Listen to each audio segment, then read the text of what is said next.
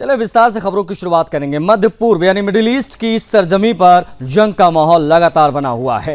Israel ने वो कर दिखाया जिसकी आशंका लंबे समय से जताई जा रही थी। देखिए, शुक्रवार देर रात की ये बात है जब भारतीय समय अनुसार करीब 10:30 बज रहे होंगे।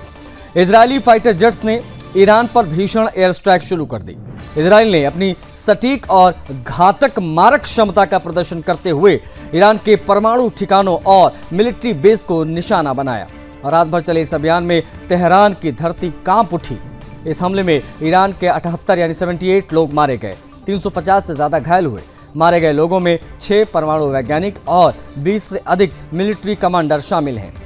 इजरायली हमलों ने ईरान के परमाणु कार्यक्रम की रीढ़ पर एक तरीके से कहा जाए तो वार कर दिया है। इजराइल की ताकत का अंदाजा इसी बात से लगाया जा सकता है, समझा जा सकता है कि इसके फाइटर जेट्स ने 1500 किलोमीटर से अधिक दूरी तय की और हमला बोला। इजरायली एयरफोर्स चीफ ने खुद इस ऑपरेशन की सफलता की पुष्टि की और सफलता की पुष्टि करते हुए कहा कि ईरान की एयर डिफेंस प्रणाली को भी बड़ी क्षति पहुंचाई गई है। इजराइल ने ईरान के कई सैन्य और परमाणु ठिकानों को ध्वस्त किया, जबकि ईरान ने इस हमले का जवाब देने में कोई देरी नहीं लगाई। सुबह 7:15 पर ईरान ने 150 बैलिस्टिक मिसाइलें इजराइल की ओर दाग दी। इनमें से 6 मिसाइलें राजधानी तेल अवीव में गिरी, जिसमें 2 लोगों की मौत हो गई, 90 से ज्यादा इसमें घायल हुए। ईरानी मीडिया ने दावा किया कि इजरायली रक्षा मंत्रालय को भी निशाना बनाने की कोशिश की गई। स्थिति की गंभीरता को देखते हुए इजरायल के प्रधानमंत्री बेंजामिन नेतन्याहू को सुरक्षित ठिकाने पर वापस शिफ्ट किया गया है। इस हमले ने वैश्विक कूटनीति को भी झटका दिया है। ईरानी विदेश मंत्रालय के प्रवक्ता इस्माइल बाघाई ने कहा कि अब अमेरिका के साथ परमाणु वार्ता का कोई औचित्य नहीं रह गया है। ओमान में होने वाली वार्ता पर संकट के बादल मंडराने लगे हैं। फिलहाल पूरा विश्व इस टकराव पर नजरें गड़ाए बैठा हुआ है कि क्या ये आग और भड़केगी या कोई समाधान इसका निकलेगा।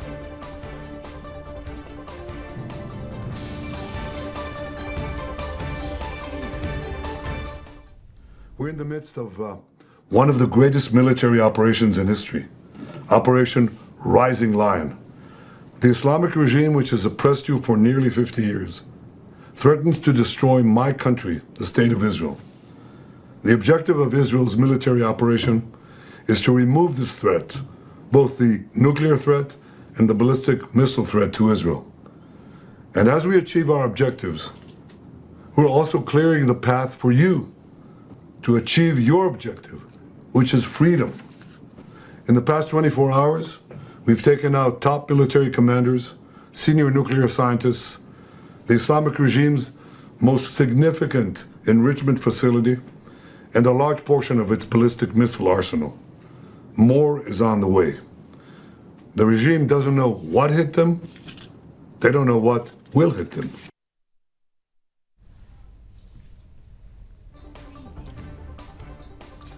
इजराइल का किस प्रकार से अटैक ईरान पर रहा वो ग्राफिक्स के माध्यम से भी जान लीजिए, जो हमने अभी आपको खबर में बताया।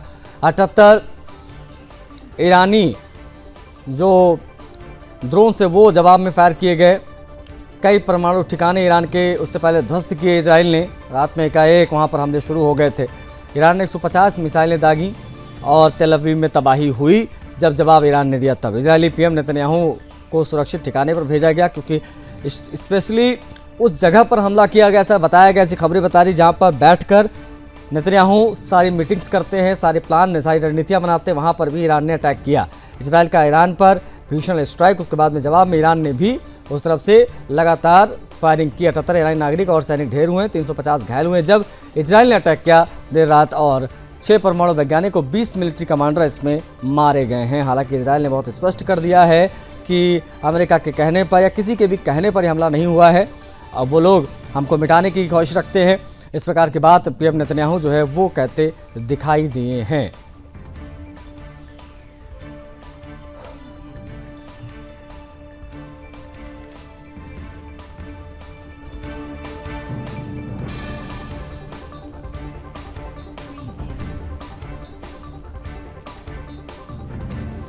इजराइल ने ऑपरेशन राइजिंग लायन जो है वो शुरू किया है। ऑपरेशन में ईरान के 6 वैज्ञानिक, 20 मिलिट्री कमांडर मारे गए। ये ईरान को क्या डैमेज हुआ है वो हम आपको बता रहे हैं। हालांकि ईरान ने बाद में पलटवार भी किया, इसे टू प्रॉमिस 3 नाम दिया गया ईरान की तरफ से जो अटैक हुआ उसको। ईरान ने इजरायली रक्षा मंत्रालय को हिट करने का दावा किया।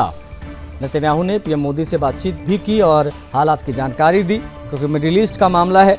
इजरायली हमले में मारे गए ईरानी सैन्य जनरल कौन कौन से, वो भी हम आपको बता रहे हैं। क्या क्या नाम है इन सबके। जनरल गुलाम अली राशिद को भी इजराइल ने मार गिराया, ये भी आपको बता दें। साथ साथ में जनरल गुलाम अली राशिद इजरायली हमले में मारे गए ईरानी सैन्य जनरल के तौर पर है। ब्रिगेडियर जनरल अमीर अली हाजी जादेह इजराइल हमले में ये भी मारे गए हैं, ऐसी सूचनाएं जो है वो प्राप्त हुई हैं। मेजर जनरल मोहम्मद बघेरी से लेकर ये तमाम बड़े अधिकारी वहाँ के सेना के, वो भी इजराइल के इस हमले में मारे गए हैं।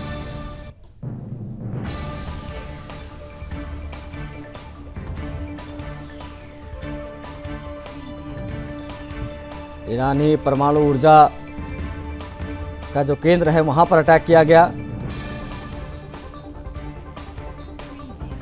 जो परमाणु वैज्ञानिक हमले में मारे गए उनके बारे में भी हम आपको ग्राफिक्स के माध्यम से बता रहे हैं, वो भी आप देख सकते हैं। परमाणु भौतिकी में